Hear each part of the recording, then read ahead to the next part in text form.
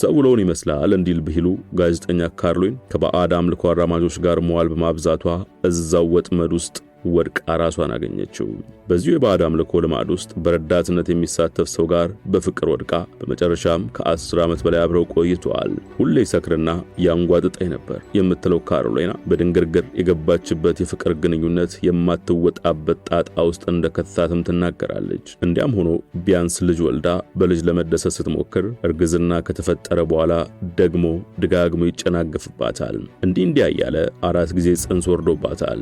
ይህ ሁሉ በሚሆንበት ጊዜ አንዳች ክፉ መንፈስ እንደ ቅዠት ሆኖ አሁን በመንፈሱ ዓለም ካንቺ 4 ልጆች አፍርተናል ሲለኝ ይሰማኝ ነበር ስትልም ለማመን የሚያዳግት ሕይወቷን ትናገራለች።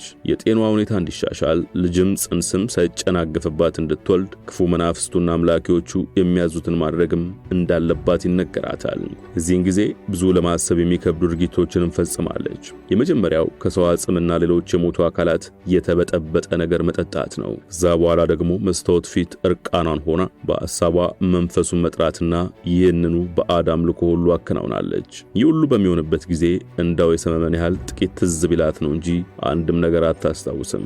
ማታ የምተኛበት ደግሞ በጥቁር ጨርቅ የተሸፈነ ትራስ ሰጣታል። ከዕለታት በአንዱ ቀን ደግሞ እሷ እነዛው ክፉ መናፍስት ናቸው ብላ የምትገልጻቸው መንፈሶች በሕይወቷ የገጠማትንና ለማንም ያልተናገረቻቸውን ምስጢሮች ሳይቀር በደም ከግራ ወደ ቀኝ በሆነ አጻጻፍ ጽፈውላት ማግኘቷንም ትናገራለች። እነዚህን ፈተናዎች ለማለፍና የተሻለ ኑሮ ለመምራትም ከዚህ ቀደም የወሰደቻቸው እንዳሉ ሆነው የዶሮ ደም ወደ ሰውነቷ በመርፌ መልክ እንዲቀላቀል እነዚሁ የክፉ መንፈስ አምላኪዎች ያስደርገዋታል።